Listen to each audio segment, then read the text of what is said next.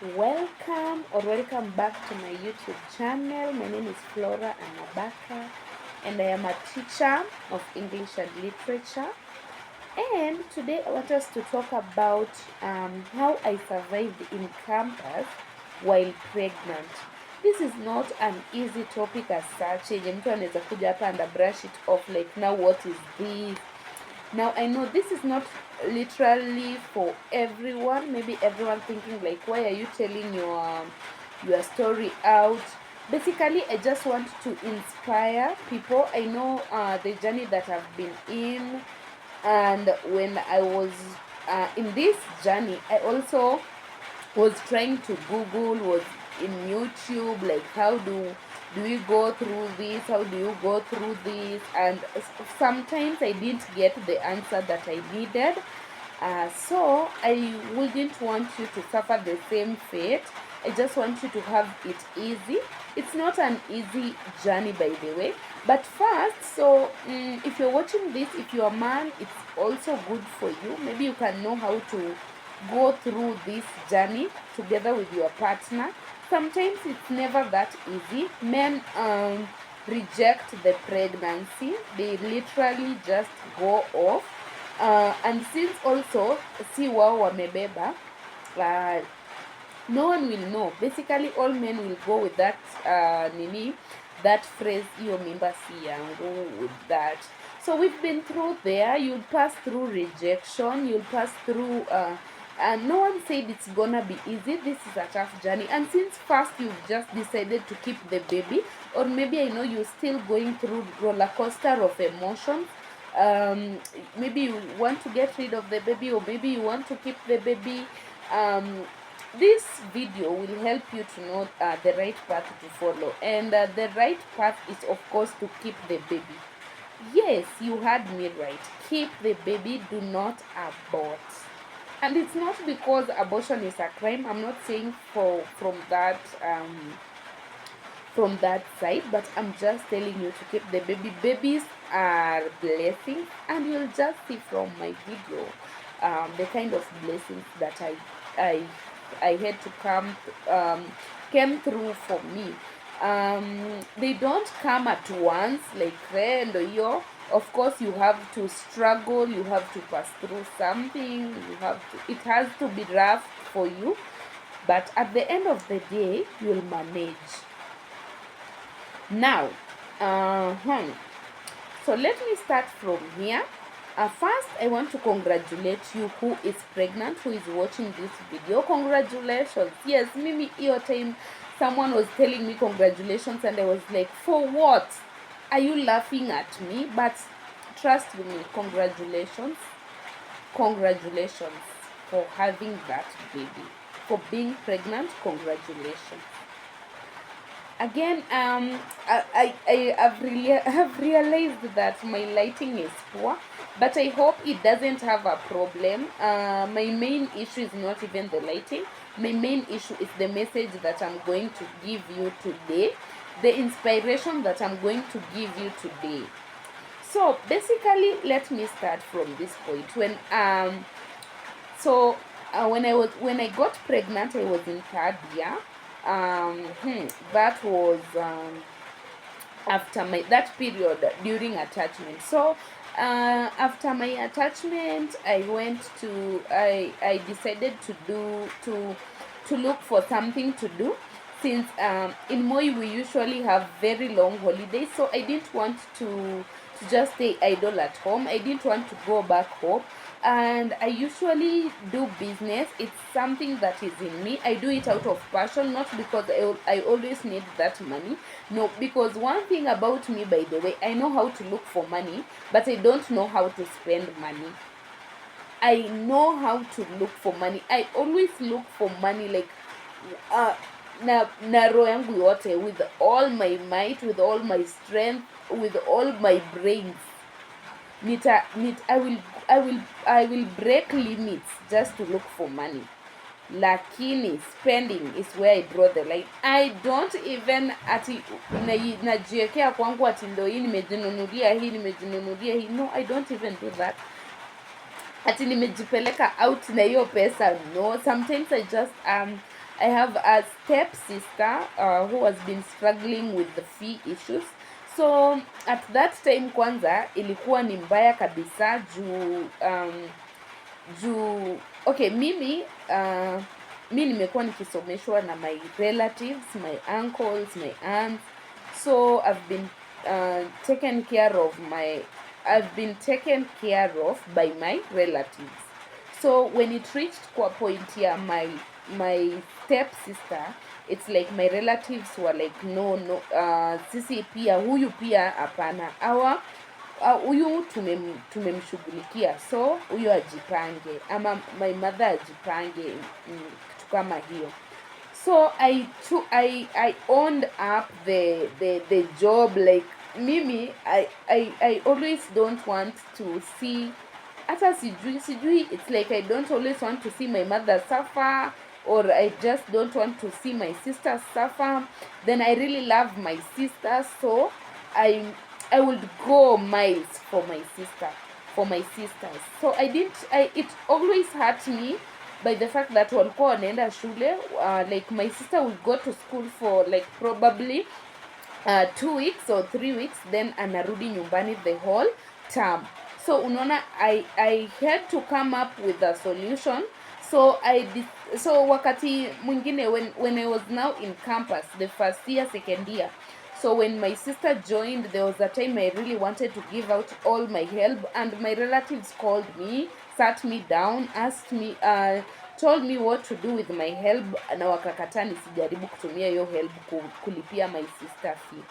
Then also time yenye nilikuwa naona kimeumana, I would take pesa yenye nilikuwa natumiwa, so ile yenye ingekuwa yangu ya upkeep and rent ningechukua natumia sister yangu, like chukua hii, fanyia shopping, chukua hii ikue fair, chukua hii ikue fair, like thao ikue fair, thao ikue fair kwenda, thao ikue fair kurudi, thao ingine ufanyie shopping. Na sasa tu penye singewezewa sana ni palipa kulipa fee, but kitu yenye sasa kumbe nilikuwa nafanya, nampea tu ile aende afeel ako kama watoto wengine, but again it was kind of late. Alikuwa amepass vizuri kwa exams. I tried going to Equity to at least to apate hiyo wings to fly, because she had like 357 marks, but haikuwahi go through. So here I was basically looking for something to do, ndo at least ni uplift. Every time I was there, I was in Nairobi, nilikuwa na receive so many calls, like every time napigiwa by our house help. Of course I come from so najua unashangaa house help na hamna fee. So I come from, it's complicated somehow, but you see, my uncles catered for the house help.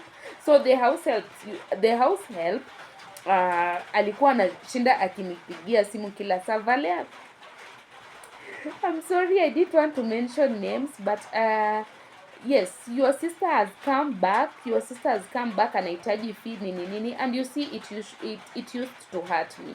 So kitu yote, anything I get, I give them. So that is how I had that was not necessary, that was just by the way, I just wanted you to see why I was looking for a job. So apart from that, basically I'm just a hard worker, so I would do anything just to get money. So I decided, my friend called me, and then akanipeleka hizo promotions huko Nairobi. Then I started working there. So when I worked there, I remembered I had a guy who was jobless at that time. So I called him up, nikamwambia kuja tufanye 1 2 3 huku, like I can see that this place is full of opportunities, we can do something here. So the guy came, and well, yeah, that's how I got pregnant. Now now for him, when he came, alijaribu kufanya vitu 1 2 3. He's kind of shy, so he couldn't do some like hiyo kazi ya promotion. You see, promotion needs someone who is confident and not shy. And then for him, he wanted what his to just work on his profession, something that was related to his profession. So he refused to do any other work apart from that. So that made him go back to his home after a while. Then after he went home, I realized I was pregnant. My friend, hey, I called him. I told him, of course, that is the first thing you need to do. So and when I told him, at first, unajua line ilitokea moja. So and I was very happy. Of course, when I was speculating at first, I had called him, I had informed him about it, and then he used to just tell me like, no, Iwezi. And I had this belief that if a guy impregnates you, he just knows that he has impregnated you. So the fact that he was telling me that no, I'm overthinking or something like that, so I just believed that he was telling me the truth. But my friend, I went and tested. Of course, I had all the signs, like I wasn't feeling well. I was asubuhi naamka, like I was just feeling weird. I was I was feeling very weird, and I just had to do a test. So I did a test.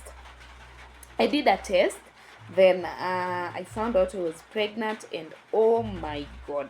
So the first when it venye nilikuwa napima that pregnancy kit ikatoa mstari moja, hey, I was very happy. Nikampigia, nikamwambia.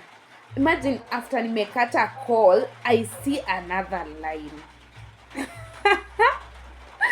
So, guy, and I'm like, sasa hizi ni nini? Surely. Then I call him back and I tell him that, imagine after nimekata call napata line ziko mbili. You don't want to know what he told me? Hey. At this juncture, I had been told after my attachment, my uncles had told me to go back home. Alafu mimi na kichwa yangu ngumu nikakataa simply because I want to hustle. Hey, na wow, na this disobedience will kill us one day. I don't know, I was paying for my disobedience because I was thinking like if I had just gone home, if I had just finished my attachment and gone home, then things would actually be different. Hey. Well, so nigga just told me like, okay, no, you're going to abort the baby. Yeah, and he was already thinking of ways I would abort that baby. And we had no money. And his ideas were just off. Imagine someone telling you to use majani na Coca-Cola.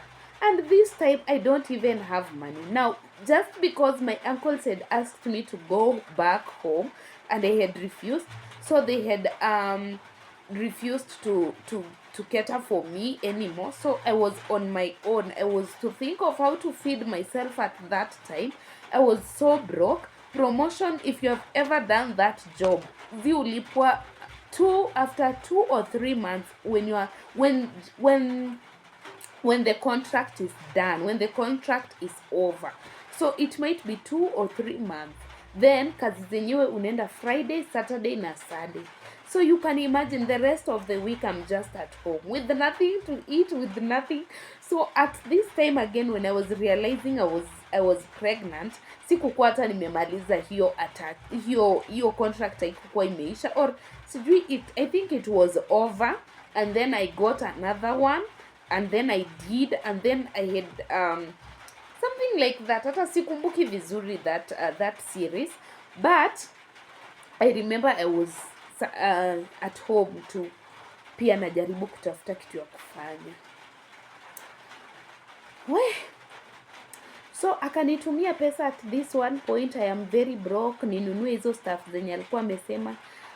Mluya mimi nikaenda nikanunua unga na nini sukuma hapo, mimi nikakula vitu zangu na nikafanya nini, nikalala. While I was still thinking, then I told I told his sister. The sister advised me to tell his parents, which I did. I told the mother and I also told her the take of his son, and her answer was, kwa nini unataka kutoa mjukuu? Kwa nini, na venye sisi tunataka watoto and all that stuff? Na akanikataza. So I decided to follow that. I decided to follow through. But now the issue was the son. Alikubali. The mother confronted him. Akakubali for some time. Then maisha ikakuwa a bit difficult for me. I had no fare to go back home. So whatever I did was just to...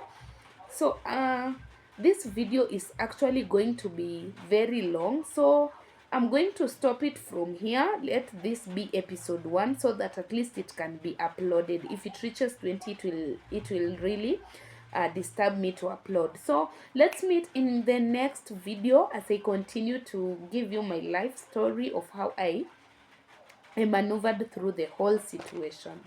Thank you for watching. I hope you subscribe, like, and also remember to share. Bye bye. Let's meet in the next video.